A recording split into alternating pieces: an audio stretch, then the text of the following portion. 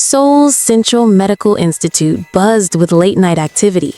Patients whispered, doctors rushed, and security guards patrolled the halls. A tired intern working his third shift without rest made the mistake that would shake Seoul's underworld. A tube slipped, a file fell, and two names merged. A package labeled Kang Jae-min, genetic sample, confidential, ended up linked to someone entirely different. At the same time, An Soo-min, a poor orphan from Mapo struggling to pay rent, arrived to donate blood for a small payment. Her name was accidentally placed on the wrong file. The intern noticed the error too late and, panicking, never corrected it. Destiny quietly shifted direction. Weeks passed. Soo-min battled nausea, dizziness, and overwhelming fatigue until she fainted while serving soup at the small restaurant where she worked. At the hospital, the doctor looked nervous as he held a sealed letter from the fertility clinic. "Miss An Soo-min, you're pregnant." Her lips parted in shock. "That's impossible. I've never even—" Her hands trembled as she opened the sealed letter. "Genetic father, Kang Jae-min." Her heart dropped into a black hole of fear. Kang Jae-min, the Mafia King who ran Seoul's underworld with icy precision, the man civilians feared to even whisper about. She bolted out of the hospital in panic, hands shaking uncontrollably. Meanwhile, inside the top floor of Kang Tower, Kang Jae-min sat in silence like a deity carved from obsidian. When his advisor handed him the confidential report, he read only one line before pure rage filled his veins. "Unauthorized use of your genetic sample." His jaw tightened. "Who is the woman?" "A poor girl. No family. Works at a restaurant." Jae-min's expression turned deadly. "Burn the clinic. Delete every file. Bring her to me alive." The hunt began. Late that evening, rain poured heavily across Seoul. Soo-min wrapped her arms around herself, struggling with the storm and her fear as she hurried home. A black van suddenly blocked her path. Masked men stepped out with military precision. "Miss An Soo-min?" She stumbled backward. What do you want?" "You are required by the Kang group." She screamed and tried to run, but she was grabbed, blindfolded, and thrown into the van. By the time the blindfold came off, she was standing inside the Mafia King's luxurious penthouse. Floors of polished marble, golden chandeliers, glass walls, and emotionless guards. The elevator doors slid open. Kang Jae-min stepped out. Tall, sharp, deadly. His aura felt like a blade pressed against her throat. He circled her, studying her face with cold intensity. "Why did you steal my DNA?" he demanded. I didn't steal anything, I swear. I don't know what happened." He grabbed her wrist, voice dripping with quiet threat. "Innocent people don't end up carrying my heirs." She broke down crying. Something about her fragility, her sincerity, her trembling voice made him pause. She did not look like someone capable of manipulating a mafia empire.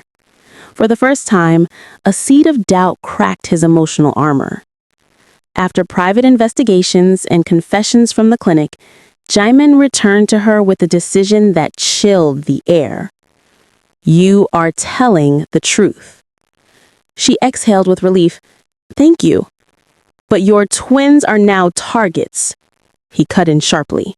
"My enemies will come for you. You will be killed for revenge meant for me." Her eyes widened. "What do we do?" His answer came like a thunderbolt. "You will marry me." Her breath froze. No, I don't love you. I don't know you." "I don't believe in love. It is unnecessary." Reality hit her like a wall. She was trapped in a life she never chose. That night, they traveled to a secluded mountain temple, escorted by armed men. Soo-min wore a simple white hanbok, her eyes swollen from crying. Jae-min wore black, his expression unreadable. When he slid the ring on her hand, she whispered shakily, I'll never forgive you. He leaned in close. You won't need to.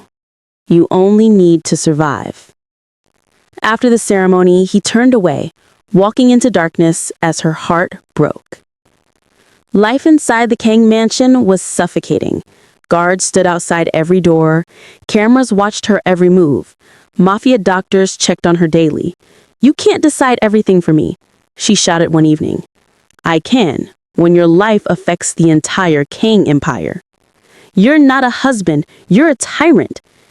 And you're carrying 2 targets inside you. But every night, while she slept, she heard quiet steps outside her door. Jae-min stood guard, not as a tyrant, but as a silent protector. One night, she opened the door suddenly. Why are you sleeping outside my room? Jae-min looked away. So, nothing happens to you. Something warm flickered in her chest. One afternoon, as she walked down the stairs, she slipped, letting out a sharp scream. Jae-min sprinted faster than his guards and caught her mid-fall. Are you hurt? Are the babies okay? Talk to me. His voice cracked with genuine fear. She stared at him. You were scared. He swallowed hard. For the first time in my life, I was terrified. That moment opened a door he never knew existed. In the following weeks, he changed.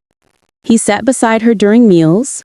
He ordered warm blankets, soft clothes, books, even a heated pillow for her back. He listened when she spoke. He softened when she smiled. He let her walk in the garden alone for the first time.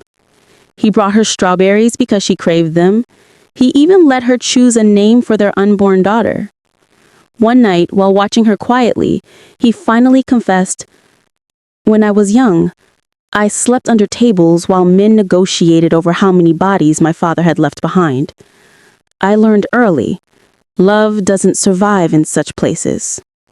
She touched his hand gently. Then maybe you've never been given the chance. His breath caught. Then came the night of the Mafia attack. Lights went out. Gunshots echoed. Glass shattered. Sumin hid in a dark corner, shaking violently. Jae-min burst into the room and grabbed her into his arms. Don't leave me, she whispered back. I'll die before anyone touches you. Their foreheads touched. Her hand cupped his cheek. He stared at her lips like a starving man. You're not a monster, Jae-min. He kissed her, soft, trembling, full of emotion he had buried his whole life. Enemies became lovers. Months later, Sumin went into labor. The mansion erupted in chaos. Jae-min held her hand through every scream, every contraction. I'm here. Breathe with me. I'm right here. After hours of agony, 2 cries filled the room. A boy and a girl. Perfect. Soft. Beautiful. Jae-min held them as tears streamed down his face. The Mafia King, the man feared by thousands, crying openly. My children, my family. He kissed Sumin's forehead gently. You gave me everything I didn't know I needed. Months passed, and the Mafia Underworld began calling Sumin their queen. She brought mercy into a world full of violence. The twins brought unity to clans who once spilled blood. And Kang Jae-min, the cold, heartless Mafia King, became a man reborn. He smiled more. He cooked for his wife. He read bedtime stories to his children. He kissed Sumin every morning before meetings. He protected his family with the love more powerful than bullets. In the final scene, Sumin narrates softly. I once feared him. Now I share his heartbeat. A mistake made us enemies, but destiny made us soulmates. Their love story became a legend whispered across Seoul. The Mafia King who never believed in love, until a poor girl taught him how to feel.